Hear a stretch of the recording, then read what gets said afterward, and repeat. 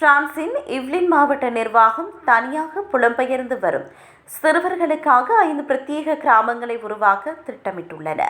14 முதல் 21 வயதுடைய வெளிநாட்டு சிறுவர்களுக்கு தங்குமிடம் மற்றும் கல்வி வழங்குவதே இதன் நோக்கமாகும்.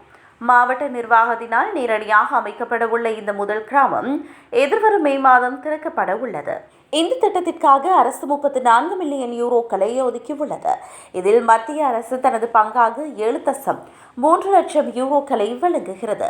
இக்கிராமங்களில் சிறுவர்களுக்கு கல்வி, வேலைவாய்ப்பு, பயிற்சி, மருத்துவ வசதி மற்றும் விளையாட்டு செயற்பாடுகள் என அனைத்தும் ஒரே இடத்தில் வழங்கப்பட உள்ளன. கட்டிடங்கள் தேவைக்கேற்ப மாற்றியமைக்கக்கூடிய வகையில் வடிவமைக்கப்பட உள்ளன.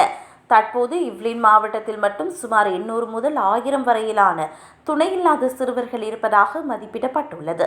இவர்களுக்கு முறையான சமூக பாதுகாப்பை உறுதி செய்யவே இந்த கிராமங்கள் அவசியம் என மாவட்ட தலைவர் வாதிடுகின்றார். 2028 ஆண்டுக்குள் அனைத்து கிராமங்களும் கட்டி முடிக்க திட்டமிடப்பட்டுள்ளன. எனினும் இந்த திட்டத்திற்கு அரசியல் ரீதியாகவும் பொதுமக்கள் மத்தியிலும் கடும் எதிர்ப்பு கிளம்பியுள்ளது.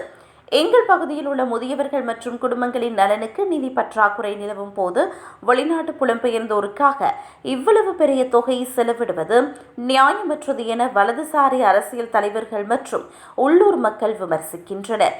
பல நகரங்களில் இந்த திட்டத்திற்கு எதிராக போராட்டங்கள் மற்றும் சட்ட ரீதியான தடைகள் உருவாகும் சூழல் நிலவுகிறது.